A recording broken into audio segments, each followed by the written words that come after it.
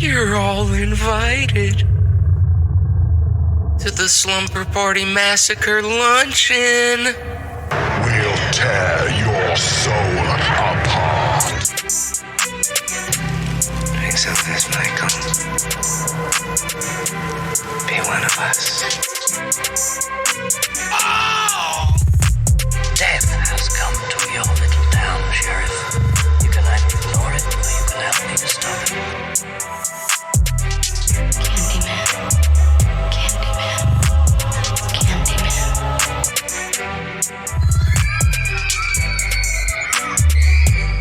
All right, hello and welcome back to another episode of the Slumber Party Massacre Luncheon. I am one of your hosts, Rob.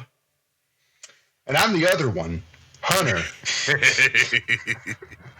And this week, we're going to be talking a decade of horror. Yeah, we're going to go to the 80s. And, I was a little intimidated because, I'm newer in my horror, and I was prepared to have a lot of blanks here. And admittedly will when it comes to the literature side of things, which we can obviously throw to our buddy Brad. But, I was very nervous that I would have to scramble to come up with five. And it turns out not even in the slightest, not even close. Wow. The more that I looked at 80s horror, the more that I've kind of come to this conclusion. And tell me what you think. I think that the 80s were the golden age of horror. To me, the 80s were horror. Okay. And listen, I think that there is good horror that comes prior to, obviously. I mean, obviously with the 70s, you've got Alien in the 70s. There's great horror in the 70s. With I think Jaws was in the 70s. Yeah. Hitchcock. You know what I mean? Yeah. But I think for what both in volume and in quality that the 80s put out, I would almost go to say unmatched. Like when you look at the Mount Rushmore of every decade, when you look at top 10s in every decade, I don't think that there's another. Look at top 10s in general. Yeah, agreed.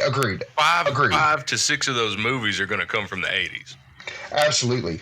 I don't know, and I think this will be a more controversial take, but I don't think that there's another decade that comes close to the 80s other than the one maybe that we're in right now. I think that we're getting a renaissance in horror. Yes, I'd agree. And the part that I kind of hate, or not hate, but like I'm going to call it the 2020s, although I think you could scrape back 2 years and go back maybe in that 2017 forward era. But like, I think that where we're in that 2015 to now brick, I think is sort of the renaissance of horror where I would agree.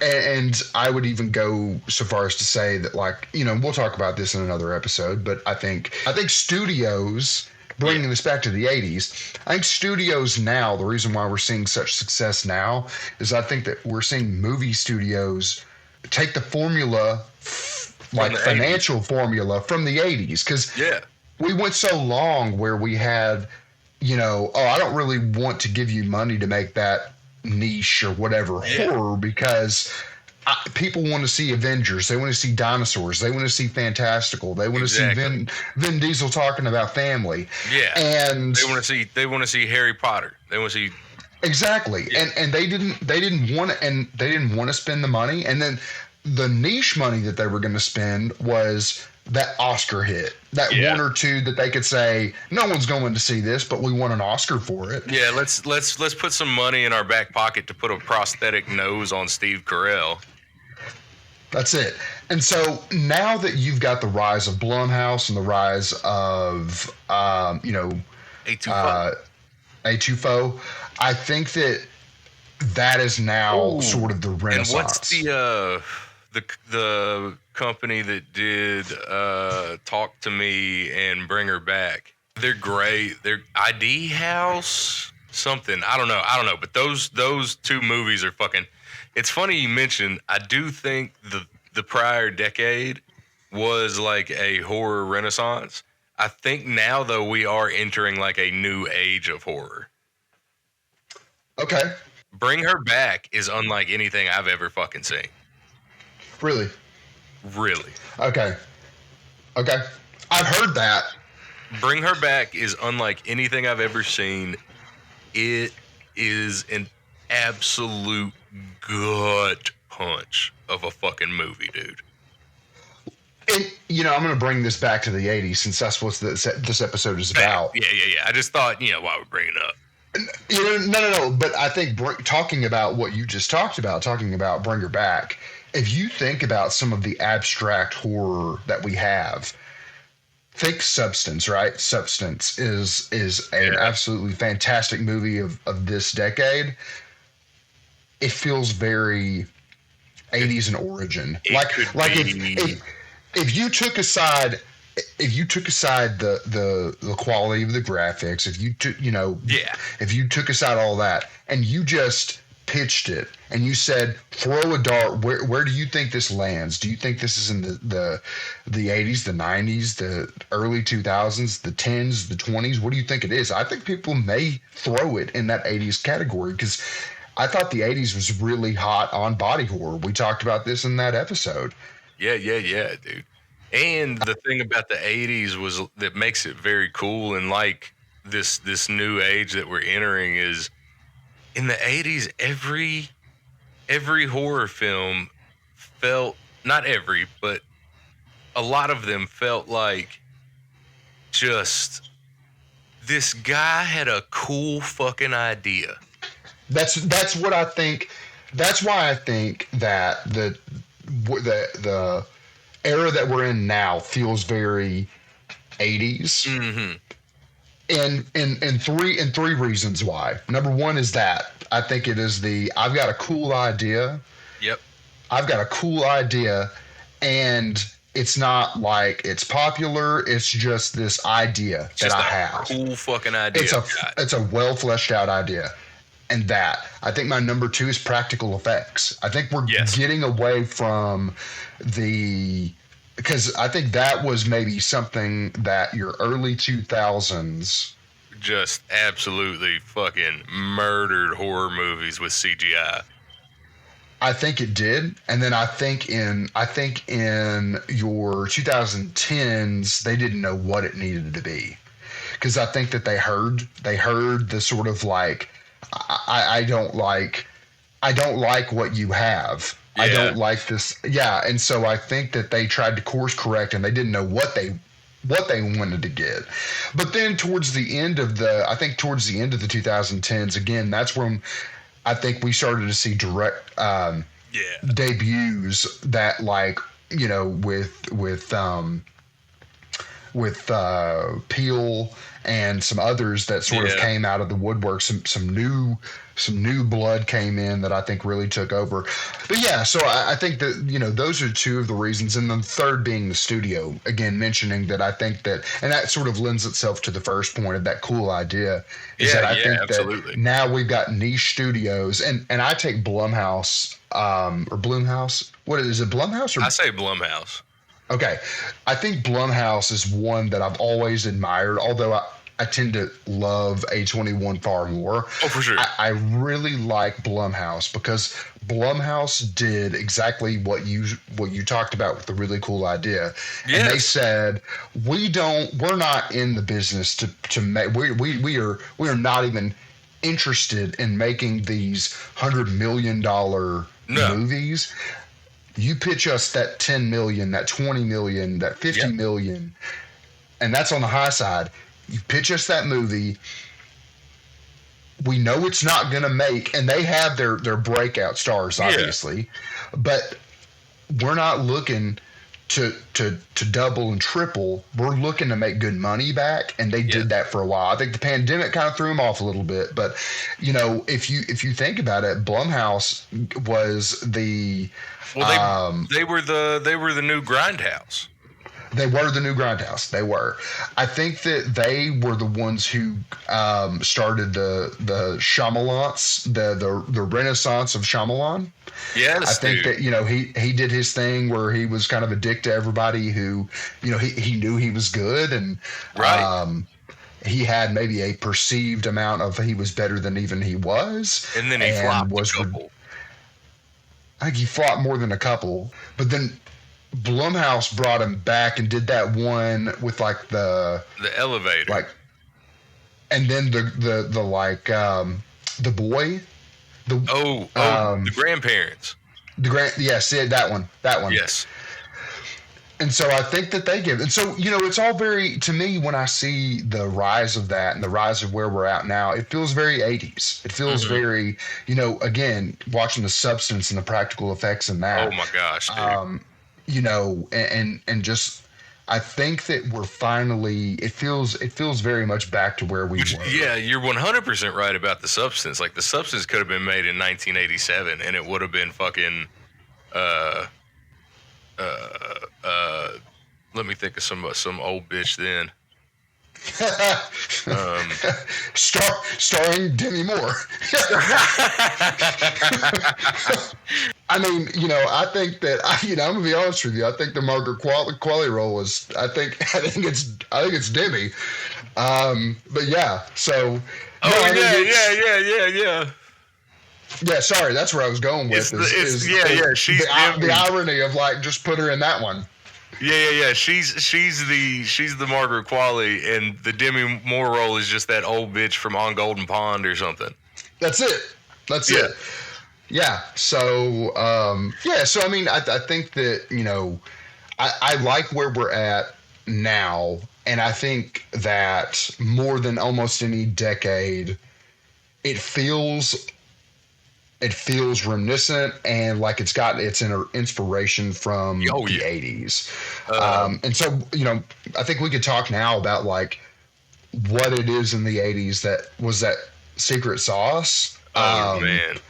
To me, what's your relationship to 80s horror? Like, I love it. Okay.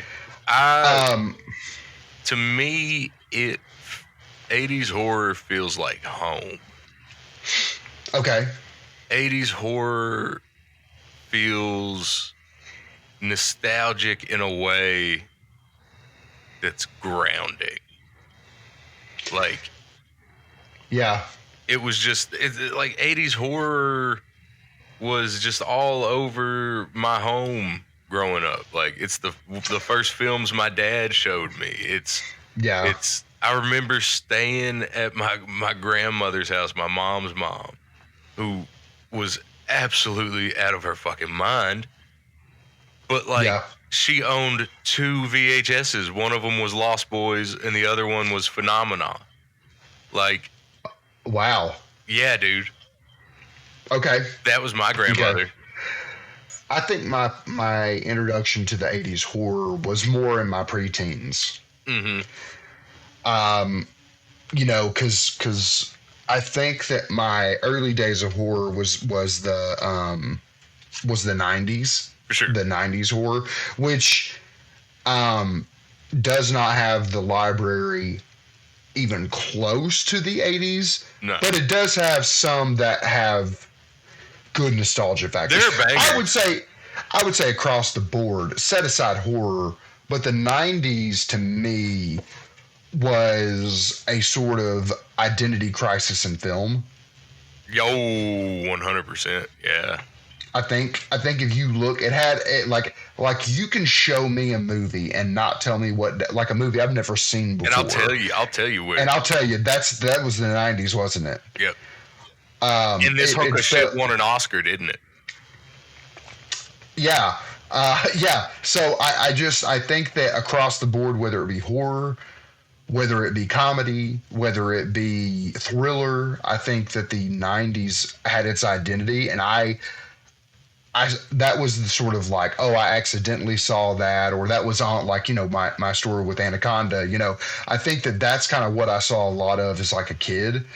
And maybe that's why I think the 80s was such, like, I have such a fondness for, is because it was like then I became a teenager, and I would go to these, like Slumber Party. Yeah, dude. And what's coming on after midnight? Yeah, the mom would go pick us up something from Blockbuster, and it would be one that was, a slasher or whatever, and put that on. I think that for me was like, no, damn, why is this a decade after or decade before, and it feels fresher? Oh, that's a good point. You can put on a movie from the 80s, a horror movie from the 80s, and it'd be something you're not even ready for. Like that too. Yeah. But the 90s was very formulaic. Like it was. It also felt like dark, and not dark in the sense of like tonally. Yeah. Dark visually. Like they tried to. It was almost like grunge, but for film. Ooh, that's a great way to put it. Yeah, it was a Pearl Jam video. Yeah, it had a little of everything. Oh yeah, dude. Oh yeah, you had creature features, you had slashers, you had paranormal. Some of the best paranormal films. You had religious horror, horror comedy, a whole subgenre, I would say, of insect horror in the 80s. Yes. So I think that's why I was so excited for this one, is just celebrate. Yeah, it's sort of a celebration of where. So I think I go back to where we are and where we were. I think it's a really good. I think the 80s is a really good moment to take a look back at where we came from. Yes. To develop where we are right now. Because again, I do think we're in a renaissance for horror. Absolutely. I think we are seeing things that are coming out that we've not seen anything quite like it since the 80s. Yeah. Yeah. You could almost skip everything in between. Yeah. And you'd be happy. So, let me ask you this. When we get ready to do our top 5, I'm going with films that are not necessarily the best scary movies of the 80s, but are just so 80s. I'm more in line with what you're saying. I think for me, it's not the best. It's my favorite. Okay. So I like to do this a lot where like people would say like, oh, what's your favorite Star Wars movie? Right. And I'm like, I obviously think that The Empire Strikes Back is the best film of the original trilogy. And yet it's number 3 for me. Yes. Not number 3, the Sith, but the original trilogy. Right. So number 6. I think that Return of the Jedi is my favorite. And I think that's how I'm going to do my list here, is that it's not that I'm claiming what's the best. These are my favorites. What I think, these are my favorites. And I do think that they tend to be the most 80s. Me too. But I think that the funniest part is that I would be shocked if we're going to have up to 10 entries, although I think that there's no way we don't have crossover here. But I think we're going to have up to 10 here, and I'm willing to guess that at least 5 are previously stated. Probably, yeah, more than likely. And they may not be on another number 5, but I think they're going to be mentioned. 100%. Yeah, 100%. So with that, should we move into our tomes? Yeah, let's talk about it. The Tomes of Darkness. You can't talk about 80s horror without talking about the king. I said in our last podcast that I don't. I am new to horror. I can tell you right now I don't have any 80s horror to talk about. And I don't think that the comic side of things was that big at the time.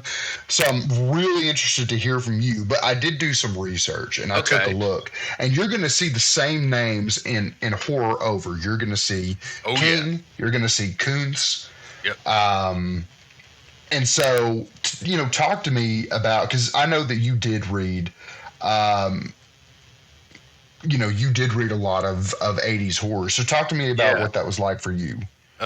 Again, just these sleeveless, dusty hardbacks on the top shelf that I couldn't reach, man. Right up there by on the spine by King. Further down the shelf, of course, was fucking Rice. And Rice, man. And Rice made vampires sexy.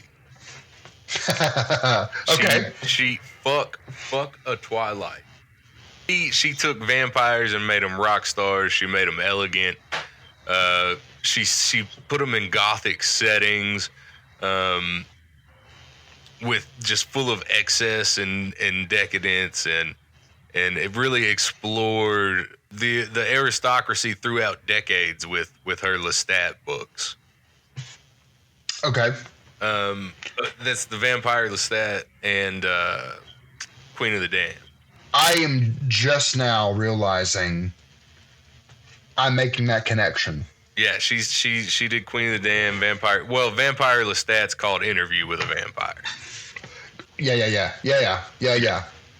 Yes. And then which has had the original and the remake. Yeah, dude. Yeah. If I'm not mistaken, it may have even has it had 3? Anyway, there's a series. Okay. Yeah, there's a series now. Another big heavy hitter in the 80s that you're going to see a lot. Clive Barker. Yep. Books of Blood.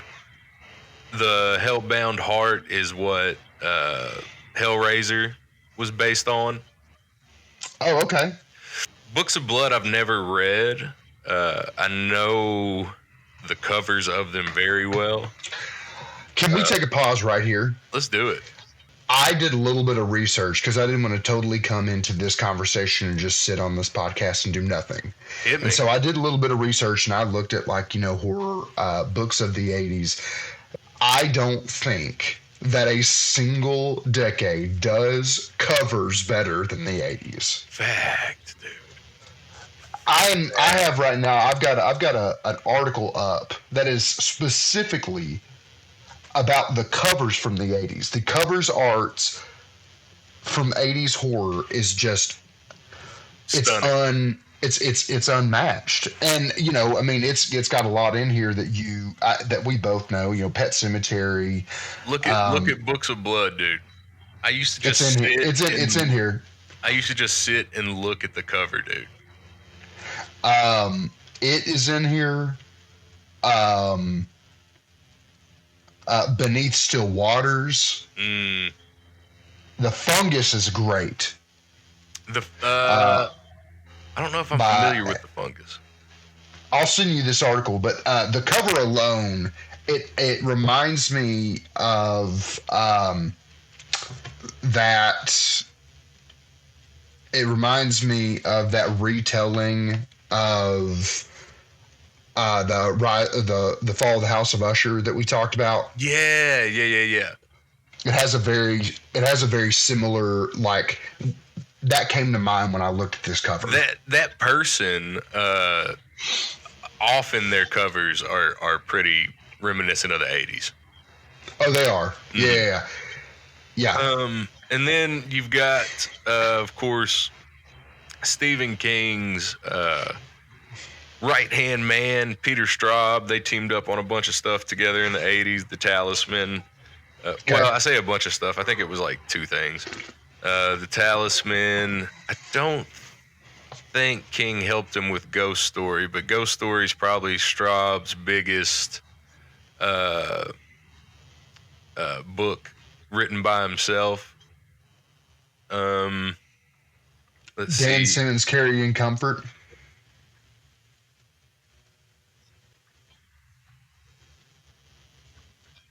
The Nest. Gregory Douglas. I'm telling you, dude. Also a great cover. You know, it's funny you mentioned earlier when we were doing our rundown, and you talked about that subgenre of insect horror. A lot of books were big in the insect horror. Actually, the more that I'm looking at these lists and reading them, I think the rise of creature features was from the literary horror of the 80s. Mm-hmm.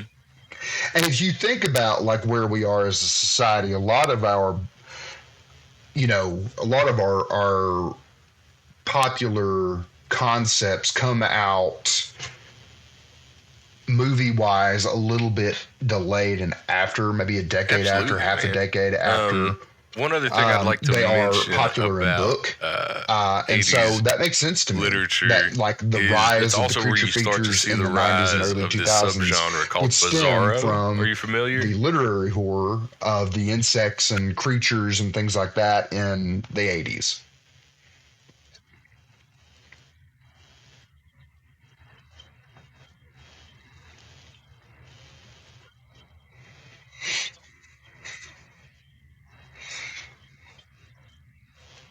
I am. Yeah, actually, you and your brother introduced me, and I like it a lot. Yes. Bizarro, for those that don't know, is literally an author writing the wildest shit he can think of. And that is the only requirement of Bizarro literature is it's a writer going absolutely full tilt, balls to the wall into weird.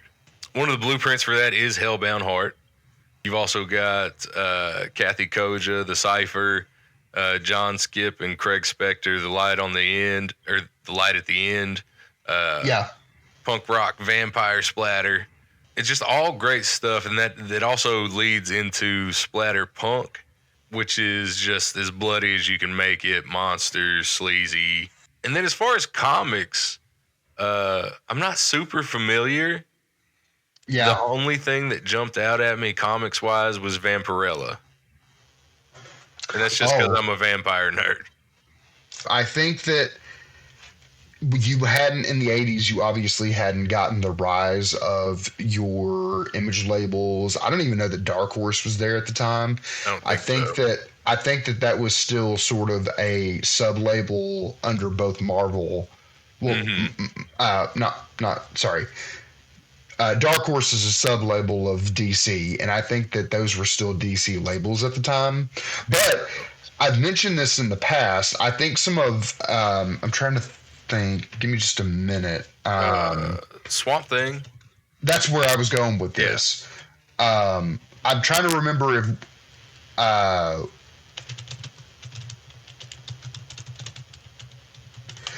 I'm trying to think if that was that was in the 70s.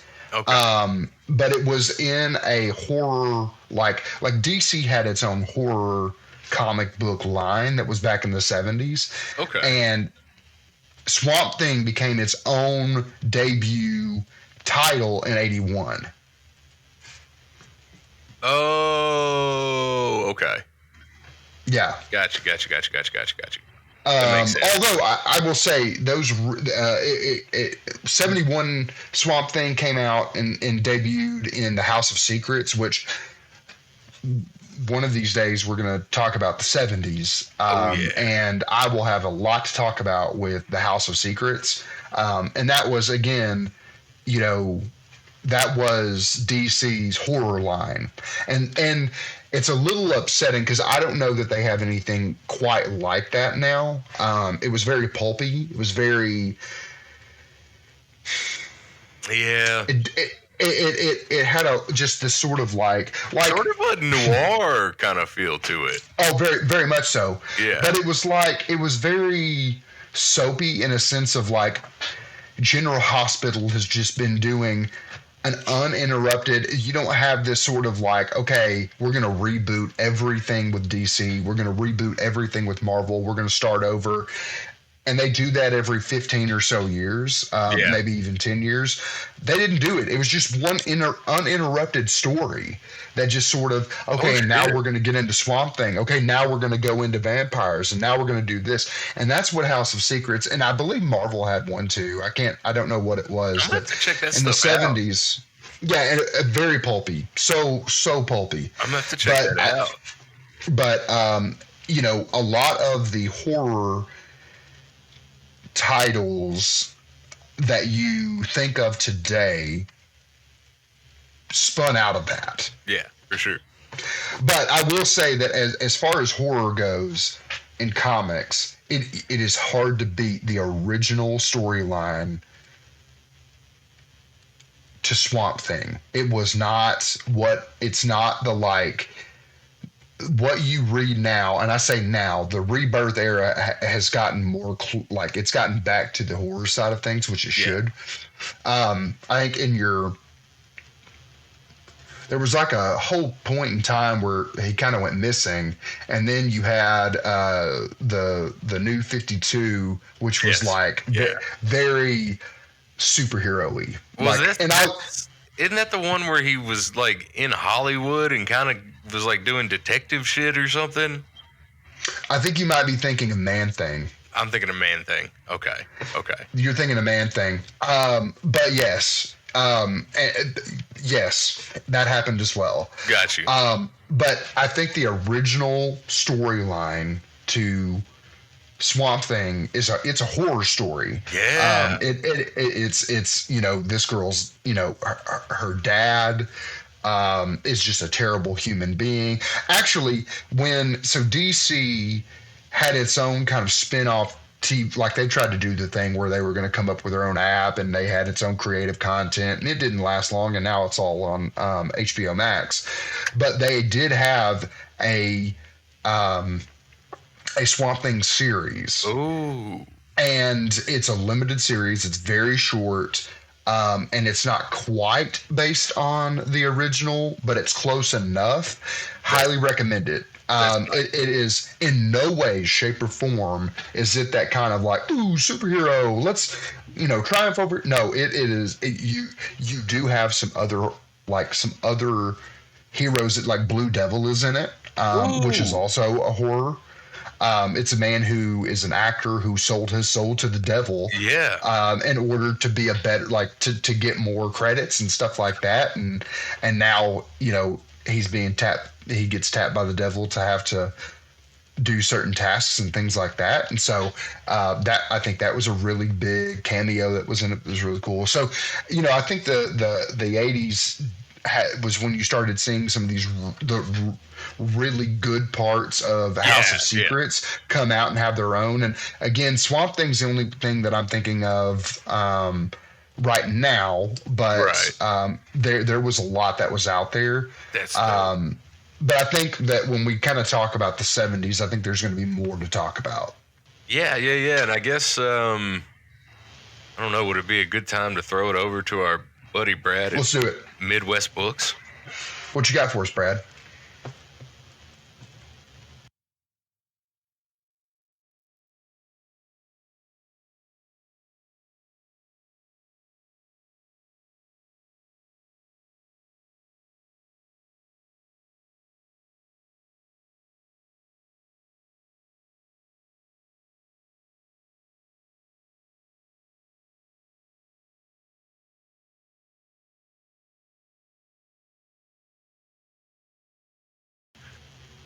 Okay, thanks, Brad. It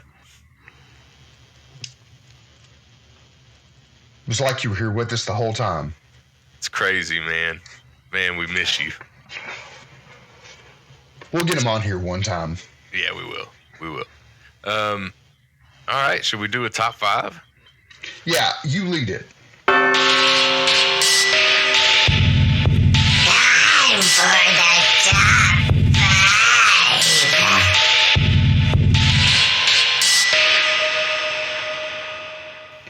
Starting with 5, I'm going to pick a John Carpenter film. It's the most 80s shit in the world. A John Carpenter film starring Rowdy Roddy Piper and Keith David. I'm going with They Live. Yep. Oh, that's okay. Rowdy Roddy Piper finds a pair of sunglasses that allows him to see through the veil that the aliens have created for themselves, and finds out that aliens have been amongst us for years, and him and Keith David are going to take them out. I love Keith David so much. Fucking best. Interesting fact, you know it's not a word that people like to use now. Remember the cripple fight episode on South Park? Mm-hmm. That fight is based on the fight between Rowdy Roddy and Keith David. The one that goes on for fucking ever. Is it really? It's based on that fight. I had no clue. Yeah, it's based on that fight. Fun fact. That's fantastic. Because it's one of the longest ass whoopings put to film. And I remember watching the episode of South Park and going, hold on now. Like, I've seen this. And that's confirmed. Yes. Interesting. Okay. I love that movie so much. I love Rowdy Roddy Piper. John Carpenter's the fucking man. Yeah, They Live, number 5. Amazing. I'm going to go with Friday the 13th. Boom. Yeah, I think it could be higher for me, but I have a soft spot for the Friday the 13th franchise, specifically the first one. I do love the sort of campiness, no pun intended, but like you have that kind of like, it's very focused on the one area. And I think one of the things that like slashers kind of get wrong is they get larger than life. And we talked about that in in a couple episodes, but like, I think that the 1980 Friday the 13th was great because it was at the camp, and it was very self-contained. And it was horrific. The time. Yeah. So I love Friday the 13th as a franchise, but that first one, it's hard. It was so great for me that it wasn't 1979. Yes. So I'm glad I got to slip it in.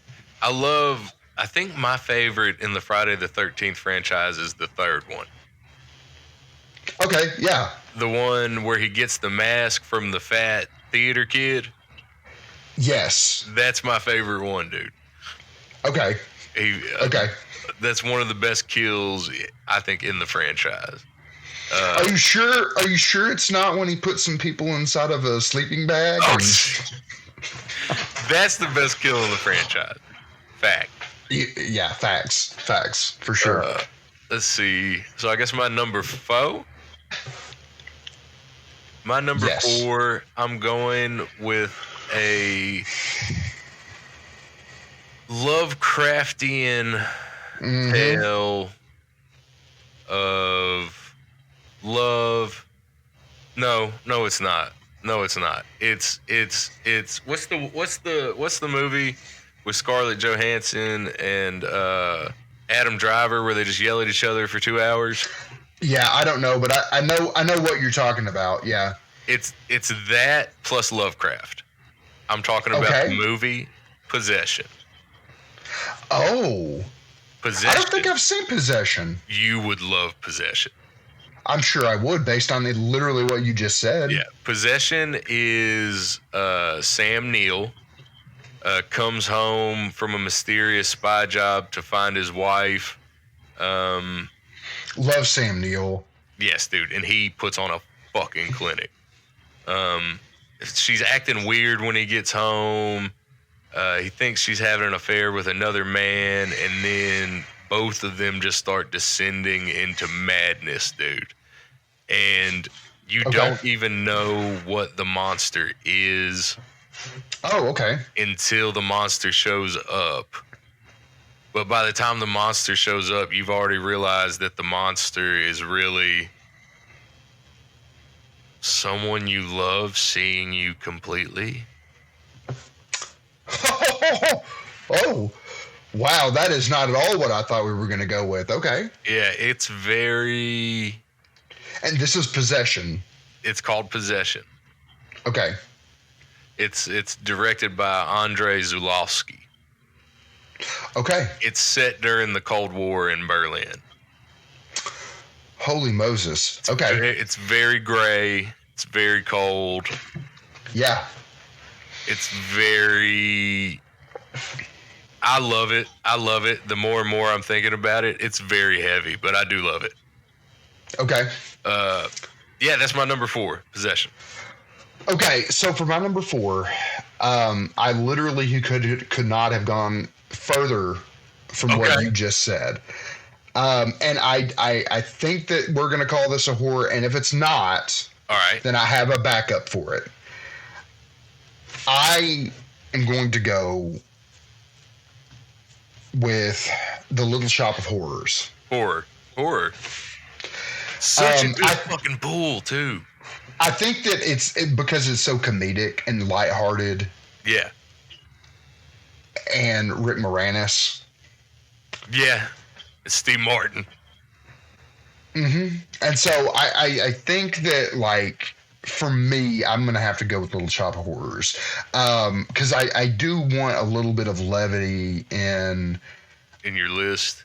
In my list. And my backup, by the way, was obviously going to be Gremlins. Right. But I think that I've got to pull my Rick Moranis in here. And Little Shop is so 80s. It is so 80s. Yes, dude. And I think there's something fun about, Audrey and Audrey 2. Absolutely. And, the practical effects in it. Mm-hmm. Yeah, and so I'm gonna go with Little Shop of Horrors. Fucking Steve Martin as the sadist dentist. Yeah, that's pretty great shit, dude. That's a great pull. That's such a good pull for good one, really good one. Thank you. Are we on to 3? We are on to 3. Fuck me. Okay. This is, for me, I think things are going to get really hard. Things are going to... 1 and 2 were easy for me, but I think 3 is going to get real tough for me. 3 is going to be tough. 3 is going to be... Just say it. It's near dark. Dark. Yeah. Fucking Western vampires. But Bill Paxton is in this movie as a young man, and it's just about this group of vampires out west. You've been heavy on vampires this episode, which is fresh. I don't feel like we've done a lot of that. I like vampires a lot, especially 80s vampires. Do we need a vampire episode? Oh, we're gonna do a vampire episode. I feel like we need a vampire episode. Okay. We're going to do a vampire episode, dude. Those are, with body horror, those are my favorite. Okay. Let's see. Near Dark is just a good old fashioned Western saga, man. Okay. I don't want to ruin it too much. So for my number 3, I think you're gonna agree. I think you're gonna love it. Texas Chainsaw Massacre Part 2. 1 is fantastic, and 2 takes it in a slightly more or decidedly more comedic direction. Yeah, slightly more. Some of it on purpose, some of it not. Either way, so 80s. We've talked about Texas Chainsaw Massacre on at least 2 or 3 episodes, so it's only fitting that we get to slide it into this one as well. But Texas Chainsaw Massacre, for me, is one of the, like, when you talk about a whole series put together, we've talked about the difficult decision between 2 being better than 1, right? Yes, we have talked about that. And what are your thoughts on that? On the second one being better than the first? Do you like the first better, or do you think you like the second? I'm a 1 guy. Are you? Okay. I'm a 2. a 1 guy. I'm a 2. 2 is good. 2 is great. It's close for me. Yeah. But I'm a 1 guy. I just love the fucking full throttle of 1. You know, as someone who's a horror comedy guy, I think that's probably why I like 2 slightly better. Yeah. Also, I think that the horror isn't just horror to make you feel better. There are times when they use I said horror. There are times when they use comedy to make you feel worse. Yes. Yeah. Oh. Like I'm gonna say, I feel that House of a Thousand Corpses took a lot from the second Texas Chainsaw Massacre.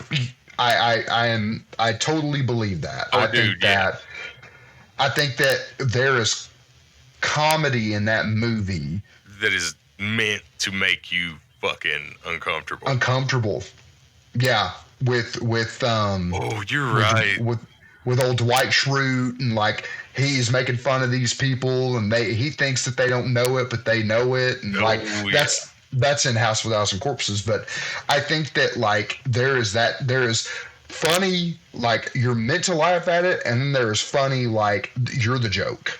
Yeah. Oh, that's what it is. That's what it is in that movie. Mm-hmm. Because you are put in the victim's shoes. Yes. Oh, that's a good one. What a great. It does a good balance of both, and I think that that's the thing that those 2 movies do well. Yeah. Is you can't have it all be one or the other. You shouldn't have it all be one or the other. I think a lot of movies do that, but I think that you shouldn't have it all be that you're laughing at the screen, or you lose. You know, if you're going to try to be a Little Shop of Horrors, if you're going to try to be, you know, a full-on laughable horror, that's fine. But if you're trying to make people shit themselves, then you need to make people feel uncomfortable, and it does that. Oh yeah. And so it does it uses that comedy to make you feel at ease. And I think the way that it tonally shifts it to where you kind of feel tell me, I think that it uses comedy as a weapon. Yes. And I think that it uses it to make you feel comfortable. Yep. And then slowly starts pulling it away from you. Yep. Until you realize that you're the punchline. Fuck, that's exactly what that feeling is, dude.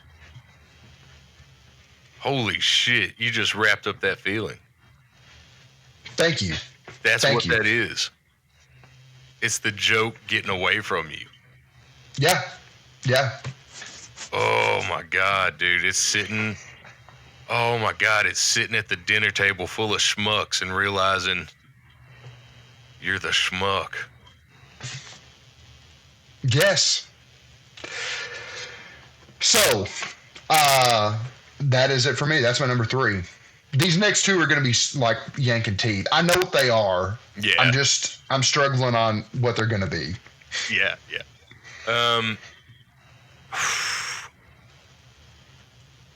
I'm hoping that we share at least one. We're probably, so my number 2, it's me.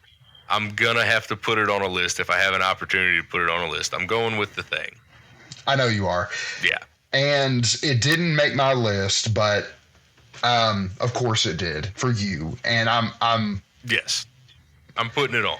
If I have an opportunity to put it on. And again, I say this by saying, if I had a list of the best horror of the 80s, it would be my number 3 spot. Oh, show. Easily would be my number 3 spot. Yep. I'm saying its praises enough. What's your number 2? Aliens. And almost to the same point, I've sang its praises enough. Like, you know what I mean? We've talked about Alien and Creature Feature a lot, but like Aliens is great. Aliens is awesome. Another one where you could almost argue that 2's better than 1. That's that discussion again, man. That's that discussion again. I am one of those people that I'm going to take the coward's way out, and I'm going to put them on the same podium together, because I think that I actually like 2 better than 1. Yeah. But it's hard for me because I think that 1 paved the way for 2. Absolutely. Absolutely. So So I put them on the same pedestal together, but yeah, I love it. And the introduction of having that little girl on there, this little stowaway, and Awesome. so Sigourney has, because you kind of had that with the cat, right? Yeah. And I think that the story, I think that the writers probably said people. I don't think that they thought people were going to get nearly as like protective or like, oh my god, I don't want to see this cat get killed. And they were like, let's amp that shit up and put a real child in here. Let's make it a little girl. Yeah, let's make it a child who is innocent. Yeah. And because you got no problems with this alien coming down and murdering that asshole. Yeah, not you know really. What I mean? Yeah. Yeah, no issue with it really. But, the little girl walking through the water with the alien behind her carrying that baby doll. Is one of the most scenes. Sigourney Weaver in the 22nd century forklift machine. The little robot fighting. Oh yeah. Yeah, I'm with you. I'm with you on putting them at the same level, because one is straight up the gut horror as good as it can get, and the other is action horror as good as it can fucking get. Agreed. Yep. As good as it can get. Good pull. Thank you. Good pull. Because of course my brain went to, when did Alien come out? And then just stopped after Yeah. I'm with you, my man. My number one for the 80s is Evil Dead directed by Sam Raimi. Yep. Set the tone for the decade. Made blood in massive amounts cool to put on film, and did not shy away from the most visceral body horror of the age. I'm good with my choice, Evil Dead. Okay. Fantastic. Another 1980 on the cusp, The Shining. That is in my honorables for show. Of course, I think that some of your earlier picks that I haven't seen, not so much, but at least your top three for sure are on my honorables. Yeah. So, 1980, The Shining. We talked about it in our Stephen King episode. Obviously. Yes.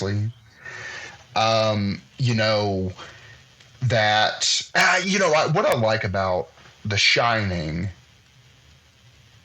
multiple reasons. We talked about it with King and his writing, is the isolation. Yeah.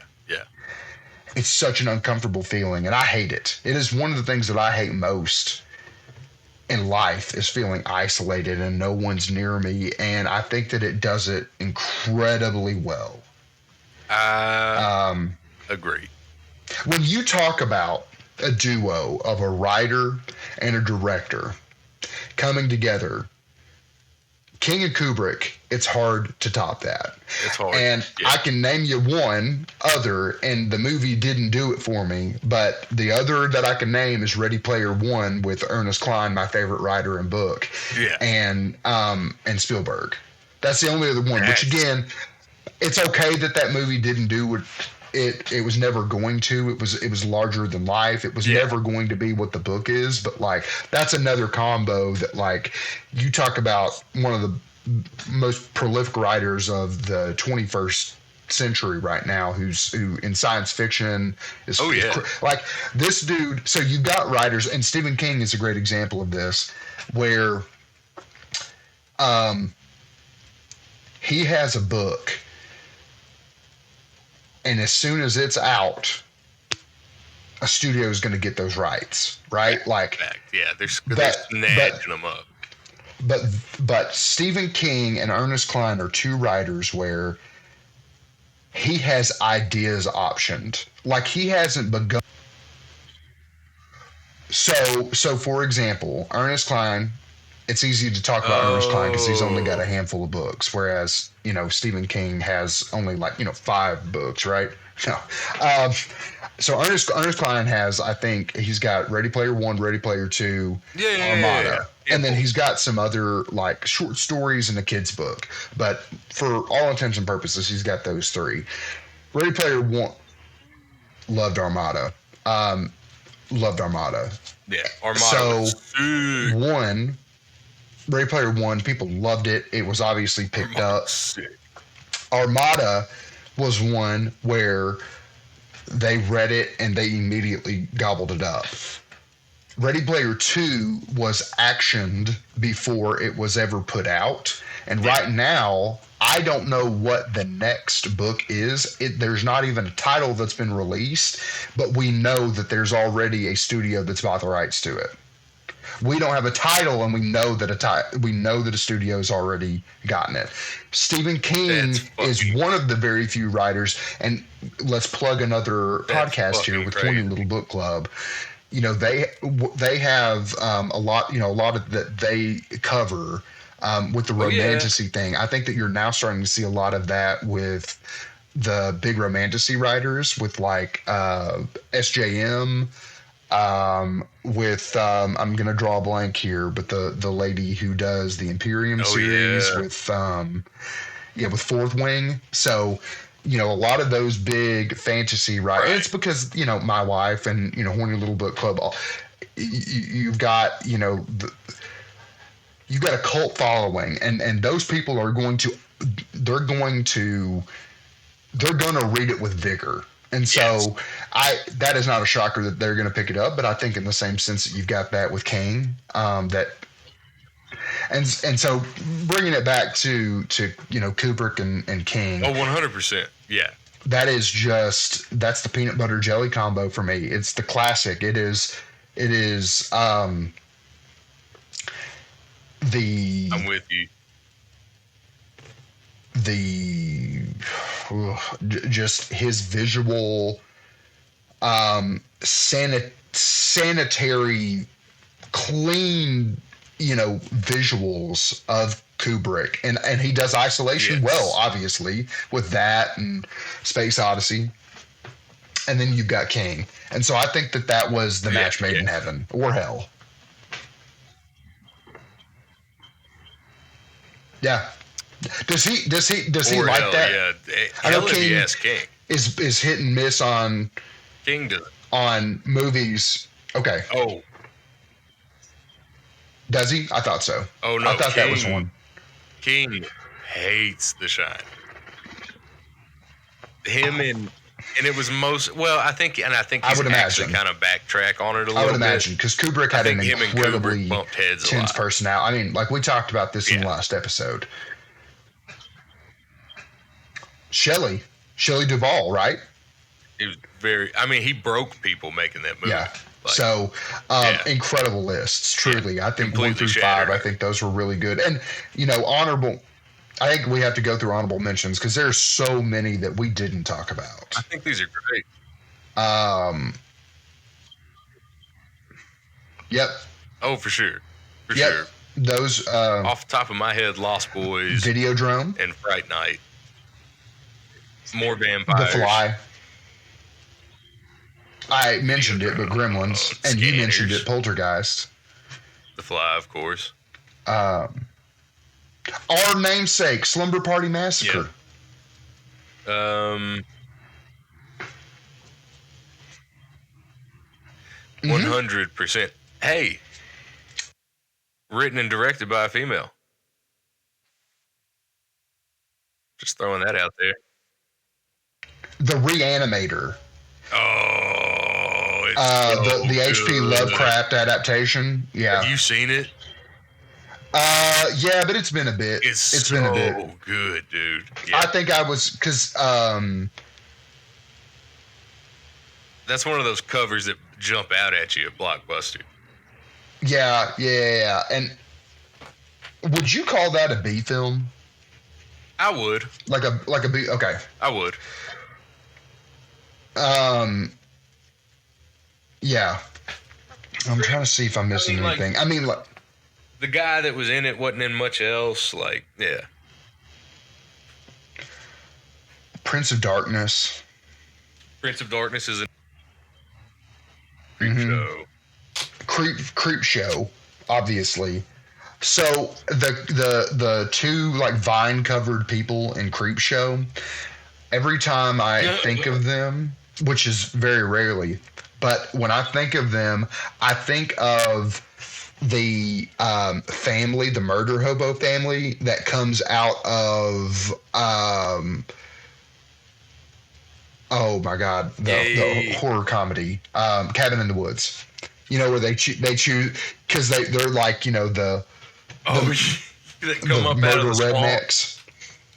Yeah, dude. Covered the swamp. Yeah. It makes you think of that. Oh, gotcha. Just in visual only. Because they're also, you know, kind of look like they come out of a swamp. Oh, the original Hitcher. Duh. Yeah. The original. Toxic Avenger. American Werewolf in London. Duh. Fucking duh. That would have easily made one of our lists. It has made one of yours once, right? Yes, it has. It did for creature features, I believe. Oh, body horror. You're right. The transformation. And then obviously Pet Cemetery. Can't go wrong, dude. Oh, sorry. One more. Henry, Portrait of a Serial Killer. The launch of Michael Rooker. One of the most brutal films ever made.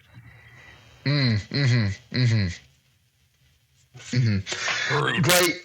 Yeah. So obviously, I mean, if you looked at just our honorable mentions, or really the list and honorable mentions alone, I mean, I think you're going to see the variety, right? Yes. Obviously, you know, our first several episodes that we did were all niche. You know, they were all specific to a subgenre of horror, but you know, with King, he was a little all over the place, but still very King. This one, I think, is the first one where we've been able to show you what one decade could do, and it's all over the place. I think that's what's been fun about this episode is that the 80s had everything. It had creature, it had body horror, it's had folk, it's had religious, it's had horror comedy. Yeah. So, it was brooding and at the same time electrifying. Yeah, that's a great way of putting it. Yeah, I think that the telltale sign for me of a good retro horror film is if I can go back and be unsettled. I may not be scared, especially if I've already seen it. If I can still be unsettled by it, it did its job. Yes. Yeah. Because I think that's the thing is like, you know, when you go back and you rewatch The Usual Suspects, super cool twist for one time. Yeah. And then after that, the twist is even still kind of goofy. Yeah.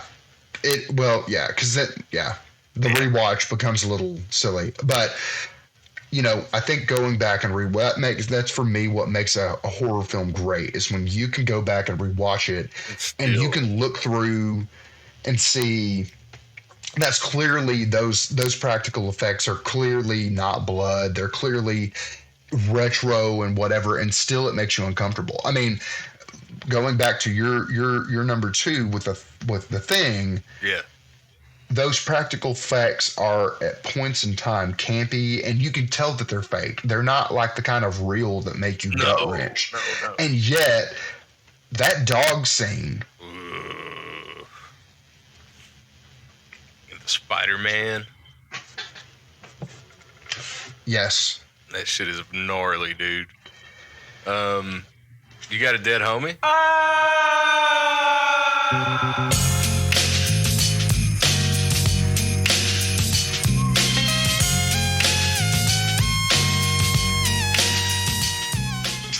Go first. I think I've got one. My dead homie is one I've been sitting on for a while. Okay. It's one of my favorites. It's in The Lost Boys. And Corey Haim is getting attacked by a vampire. And he pulls back his bow and arrow with a stake on it. And he lets go, and it hits this vampire in the chest and drives him backwards into a stereo. Yeah. And then electroshocks him while he's got the stake in his heart. Yeah. And Corey Haim just goes, and then Corey Feldman pops up and goes, "Death by stereo." I forgot about that one. Death by stereo. That's great. I love it, man. So there were actually a couple entries from Killer Clowns from Outer Space that I wanted to talk about, but nice. I think the one that gets me every time is Maximum Overdrive with the truck-mounted soda vending machine that kills the man with the barrage of soda cans to the head. That's fucking great. Yeah.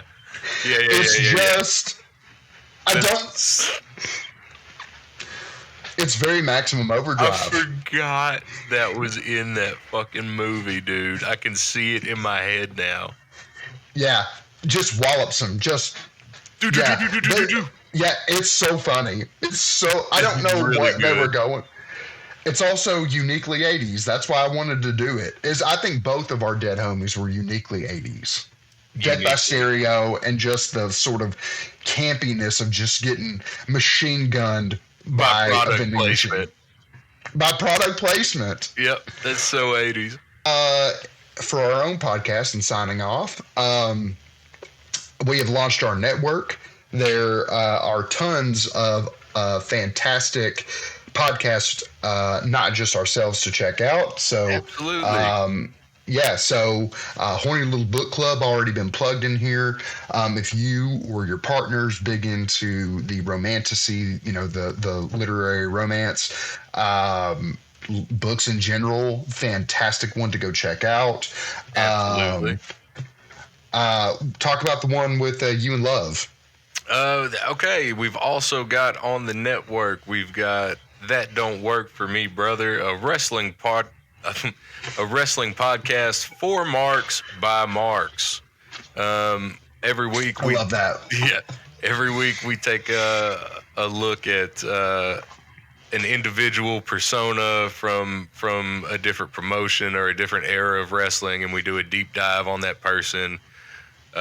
We watch some matches, we critique some matches, we try to get a feel for their career and their work as a whole. And we also just talk shit and have fun. You can also check out the Black Manifold Transmissions. That is an improv. I think a lot of the people that listen to this will really dig the eeriness of that. Yes, it's an improv comedy show and heavy metal music review show, but think of it as a combination of Mystery Science Theater and Beavis and Butthead. Yeah. It's a wild ride through the cosmos with Break Savage and Old Smog. Which one was the one with the I think you got a trucker friend? Yes, that's Black Manifold. Okay. Cool. Yep. I'm sure there's some real fun stories with that as well. I think you're thinking of another one on that's coming soon, late for load-in. That's the one that when I talked to Erie, that's what I was talking about. Got you. Yeah. And let's see. Yeah, you can check us out at rebelwoaclue.com. That's rebelwoaclue.com. Yeah, and I think we're going to have some other fun stuff come out as we grow as a network, and more formats to engage with us. And so we'll tell you more about that. In the meantime, be sure to check under your bed for the monster and check over your shoulder for the boss. It's the end of the luncheon. Death has come to your little town, Sheriff. You can either ignore it or you can help me to stop it.